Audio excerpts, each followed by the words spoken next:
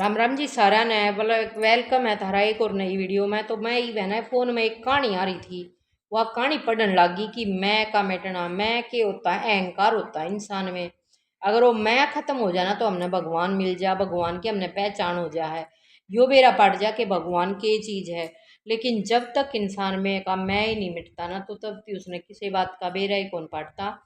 आगे इससे वीडियो में मैंने वह कहानी पूरी तरीके से बनाई उड़ है, पढ़ाई उड़ है, लिखी उड़ है। तो वह कहानी पढ़ कर ने मेरी जरूर नहीं बताइयो कि आपने किसी लगी कमेंट करके न। और जब पहली बार मेरे चैनल पाए तो चैनल ने लाइक शेयर सब्सक्राइब जरूर करियो। तो ये बात है मेरी जो मैंने वीडियो बनाई है वो कहानी सुनकर मैंने बताइयो जरूर कि किसी लगी। ठीक है, तो सुनो। इब मैं का मिटाना, भीतर के मैं का मिटाना जरूरी है। एक बार सुकरात समुंदर तट पर टहल रहे थे। उनकी नज़र तट पर खड़े एक रोते बच्चे पर पड़ी। वो उसके पास गए और प्यार से बच्चे के सिर पर हाथ फेर कर पूछा, तुम क्यों रो रहे हो? लड़के ने कहा, ये जो मेरे हाथ में प्याला है, मैं उसमें इस समुंदर को भरना चाहता हूँ, पर यह मेरे प्याले में समाता ही नहीं है। बच्चे की बात सुनकर सुकरात विषाद में चले गए और स्वयं रोने लगे। अब पूछने की बारी बच्चे की थी। बच्चा कहने लगा, आप भी मेरी तरह रोने लगे, पर आपका प्याला कहाँ है? सुकरात ने जवाब दिया, बालक, तुम छोटे से प्याले में समुंदर भरना चाहते हो और मैं अपनी छोटी सी बुद्धि में सारे संसार की जानकारी भरना चाहता हूँ। आज तुमने सिखा दिया कि समुंदर प्याले में नहीं समा सकता। मैं व्यर्थ ही बेचैन रहता था, यह बात सोच सोच कर कि मैं पूरी दुनिया को अपने बुद्धि में समा लूं।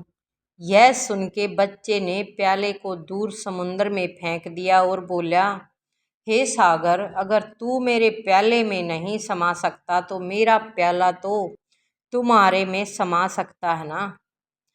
तो दुनिया भले हमारी बुद्धि में ना समावे, लेकिन दुनिया की बुद्धि में तो हम समा सका ना। इतने काबिल बनो। इतना सुनना था कि सुकरात बच्चे के पैरों में गिर पड़े और बोले, बहुत कीमती सूत्र हाथ में लगा है।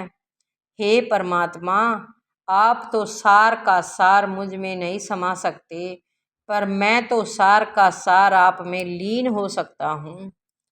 ईश्वर की खोज में भटकते हुए सुकरात को ज्ञान देना था, तो भगवान उस बालक में समा गए। सुकरात का सारा अभिमान अस्त व्यस्त कराया। जिस सुकरात से मिलने के लिए सम्राट समय लेते थे, वह सुकरात एक बच्चों के चरणों में लौट गए।